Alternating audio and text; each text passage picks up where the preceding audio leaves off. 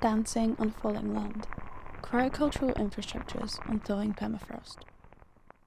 The Sakha Republic sits atop continuous permafrost. Its thaw risks releasing billions of tons of methane and CO2 into the warming atmosphere. This project seeks to make two distinct local festival traditions operative in subverting the hegemonic technopolitical mechanisms for understanding, managing, and negotiating the stewardship of the region's unique soilscape. The Osohai is a circle dance ritual originally performed at the Isar, an annual celebration of Sakha horse herders' arrival to summer pastures. It evolved in alasas, or meadows around Thermocast lakes in the taiga forest. This subarctic landform is the biocultural cradle of the Sakha people, whose ancestors found refuge there from Mongolian conquests on their native steppe. Alasas form in ancient permafrost thaw depressions, unable to sustain large trees which rely on frozen soil to trap moisture close to their shallow roots. The resultant clearings accumulate meltwater and precipitation, filling and drying cyclically for centuries, gradually forming a richly stratified soil, sprouting varied grasses. Serge, or horse hitching posts, grow out of this intricately formed soil, as markers of alas occupancy and sacred festival infrastructure. During the Osohai, participants repeat 7-syllable chants after an improvisational singer, appealing to ancestral landscape spirits, establishing a participatory, reciprocal, embodied relationship with the frozen ground. By contrast, scientific understanding of permafrost relies on deeply extractivist logics, from its discovery by English explorers searching for gold ore, to its earliest Russian records by surtax collectors during Siberian colonization, to contemporary sensing technologies, like seismic profiling works, carving cartographic abstractions into the physical landscape in search for valuable underground deposits, and thermometric boreholes developed from early military supply wells. Imperial and Soviet explorers discovered vast gold, gas, and diamond reserves in the Sakha Republic, triggering a drastic agriculture reform to support the growing extractive industries. Between 1930 and 1960, Sakha livelihoods were devastated by forced sedentarization and mechanization. Land between alasas was deforested for arable fields. The Isar festival was displaced from the alas and appropriated by the state. Abandoned since USSR's collapse, these fields are particularly vulnerable to permafrost thaw due to their loss of an insulating forest cover. Thus, upon its gradual return to the alas, contemporary Isar unfolds amidst areas of characteristic hillocks left by thawing ice wedges, dubbed by locals as places where evil spirits have danced.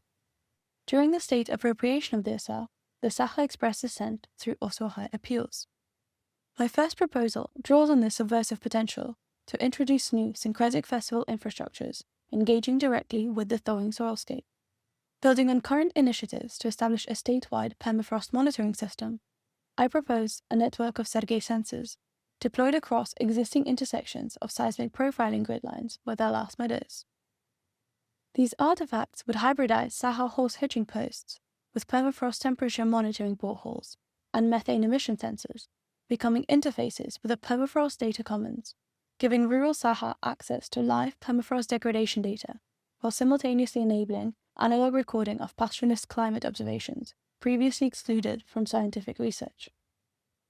Annual data collection and maintenance would turn into a knowledge exchange ritual, while every 10 years the post would be adjusted to account for soil subsidence, marking the physical changes in the landscape. This intervention recognizes horse herding, dancing, and chanting as ways of knowing the changing soilscape. The alas, a workplace, research site, and festival ground, shared by humans and non-humans, defying imposed taxonomic separations. The Yakutsk fortress grew into an imperial expedition base around the time Peter the Great introduced the demi-military parade tradition into Russia. It flourished here due to the disproportionate military involvement of this remote region as a frontline manpower source and logistical node. Today, diamond extractors' headquarters dominate the Yakutsk city center, with their employees dominating the Labor Day workers' procession, a staple in Yakutsk's thriving parade culture. Per Stalin's Stalinist urban policy, Soviet Yakutsk was designed as festival infrastructure, featuring wide avenues for political processions, going through tribune-adorned squares, culminating in a park of culture and leisure, an original Soviet festival typology. Neoclassical facades line procession routes, attempting to conceal the sophisticated engineering required to sustain a city on permafrost. like piles, raising buildings uncannily to just above the frozen ground, floating pipelines along flood management canals, turning Yakutsk into a city with its guts out, and relentless resurfacing of the heaving soil. Together with a standardized, Moscow-issued parade choreography and urban organization, these infrastructures produce an experiential distance between the parade steps and the subarctic soilscape. Procession and infrastructure meet only once. A decorated pipeline gantry forms a new kind of triumphal arch, celebrating the conquest of frozen ground.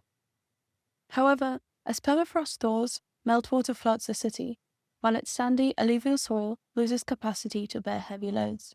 Despite attempts to delay the crisis through unregulated backfilling, cracks appear in the city's festival infrastructure, rendering its obfuscating logic unviable. Just like the Also High, parades hold subversive potential, channeled, for instance, by the Russian monstration movement, who tag onto the end of state-run Labor Day processions with absurdist slogans. My second intervention draws on this potential to foster a more direct engagement with the thawing permafrost by refurbishing the district heating pipeline, raising it to create a new parade route along religiously future-proofed infrastructure. Precast, post-tension piles with integrated thermobraids would safeguard the pipeline through the thaw, displaying live changes in permafrost temperature to paraders, marching between thermal expansion loops appropriated as sheltered procession stops. Recycling construction waste from thaw-related demolitions as aggregate for the new piles, this hybrid festive infrastructural spine would invert the city's existing spatial hierarchy by exposing key interfaces with the thawing soil. The city's technofix adaptation strategy would be pushed to breaking point, distributing limited resources to selectively protect this infrastructural corridor, letting other areas disintegrate as a sacrifice to the thaw.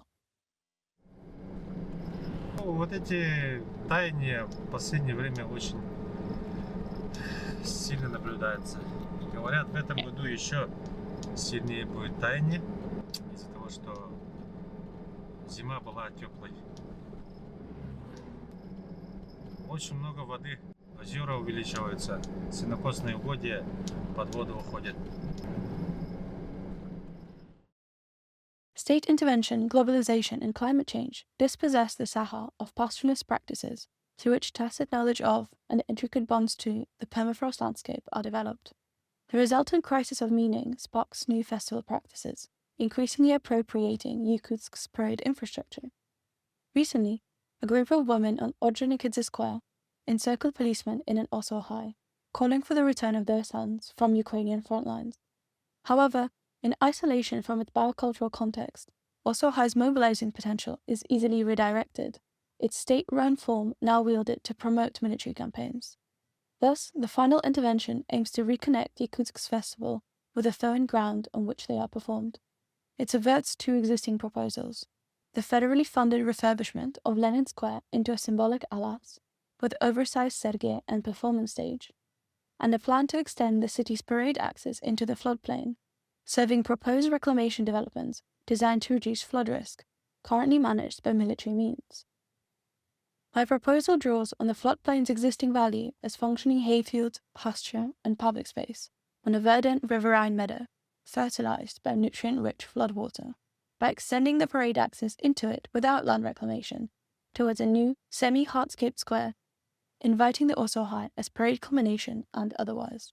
Floodwater would circulate freely through the porous gabion base, filled with brick reclaimed from thaw-related demolitions, supporting a heave-friendly dancing surface dissolving into the meadow.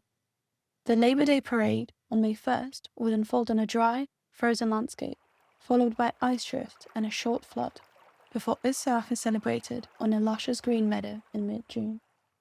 Through seasonal use, flooding would be reconceptualized as a life-giving rather than destructive force, learning from the Sahel to inhabit waterlogged permafrost landscapes rather than filling them in.